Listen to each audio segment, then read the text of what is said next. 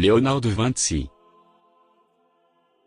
Tout le monde connaît le peintre Léonard de Vinci, mais celui-ci s'intéressait également à la cartographie et à l'art du rébus.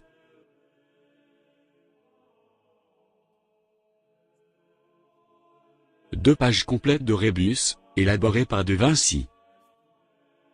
Léonard de Vinci aurait un rapport avec cette énigme. Achat d'une copie de la Joconde par la Bessonnière. Quelle relation entre la Joconde et le site?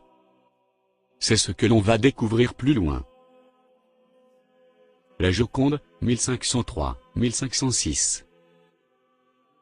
L'idée, c'est que la Joconde fut inspirée par la topographie du lieu, précédemment découvert. De Vinci a dû s'appuyer sur une carte de même acabit que celle de Cassini du XVIIIe siècle. Mais comment prouver ceci? De Vinci a certainement laissé des indices, cachés dans ses tableaux. Le principe est repris ici, par d'autres peintres. Au XVe et XVIe siècle, il existe des cartes qui reprennent la silhouette d'animaux. Ici la représentation de la Belgique sous la forme d'un lion. Là, la représentation de l'Europe sous forme de reine, Regina Europa.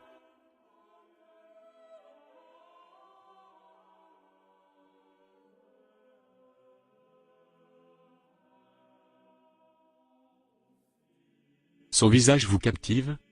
Mais la solution est ailleurs.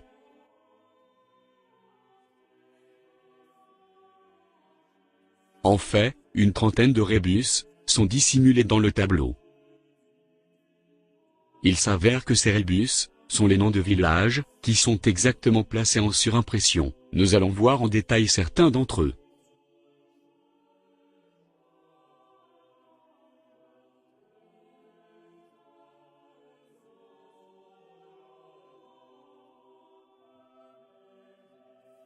Le premier rébus est composé d'un personnage moustachu, avec une pale posée sur la tête, et d'une paire de ciseaux.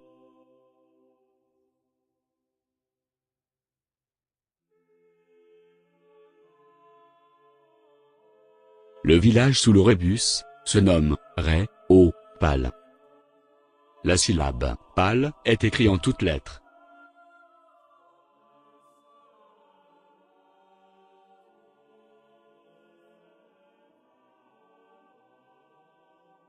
Ce rébus est composé d'une brosse et des lettres I, R. Le village de Brosselière.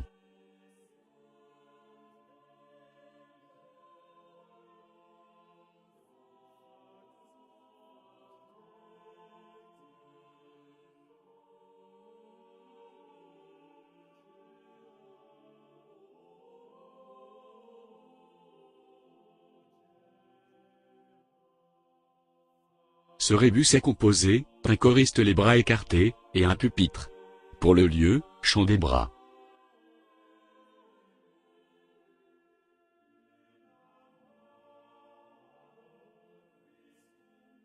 Ce rébus est composé d'un poisson. Pour le village, la Neuvelotte.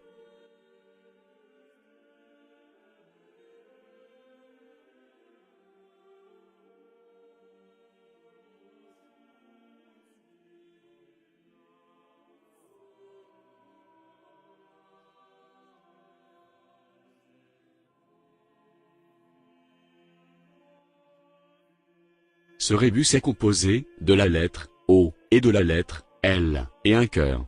Pour le lieu, le Haut-Préel.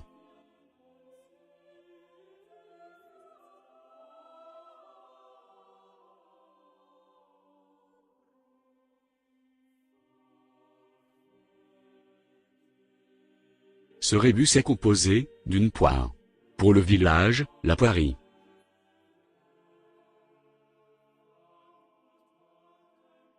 Ici une tête couchée sur l'emplacement de Pythagore. Actuellement le site s'appelle la Grosse Tête.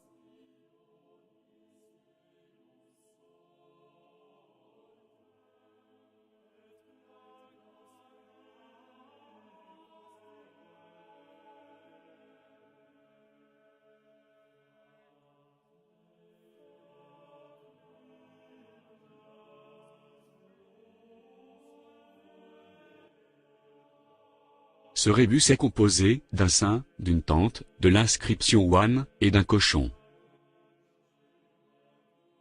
Pour le lieu, Saint-Antoine. En effet, Saint-Antoine est souvent représenté aux côtés d'un cochon.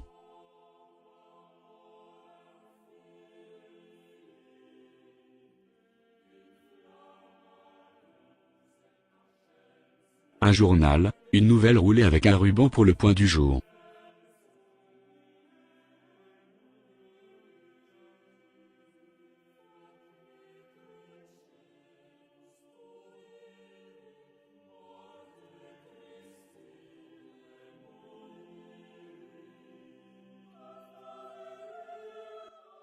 Ici un personnage avec une manivelle sur la tête. Pour le lieu, la mouline.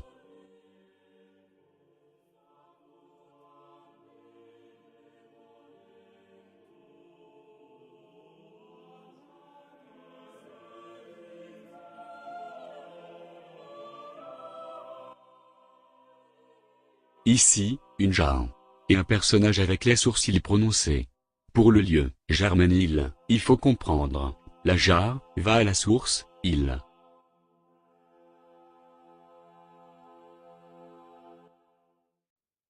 Ce rébus représente l'Arche d'Alliance et les tables de loi.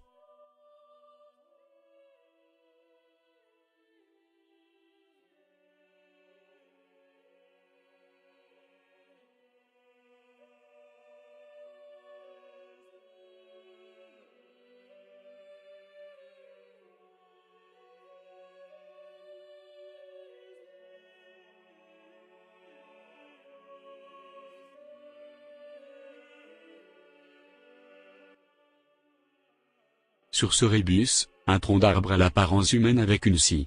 Pour le lieu, le scier.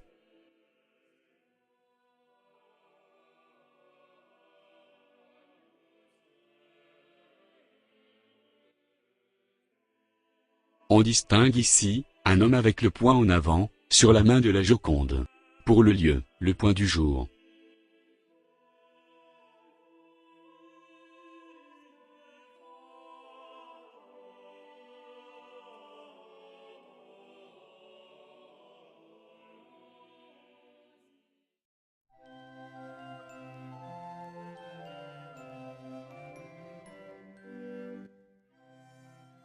Pour ce rébus, une tête couronnée et un verre. Pour le verre corps roi.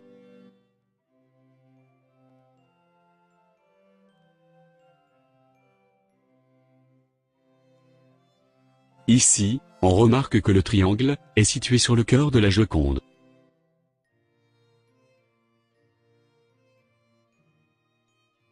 Une dizaine d'autres rébus ont été déchiffrés, mais non exposés dans ce film. Un rébus en particulier évoque la Renaissance ou la réincarnation. Il nous enseigne un peu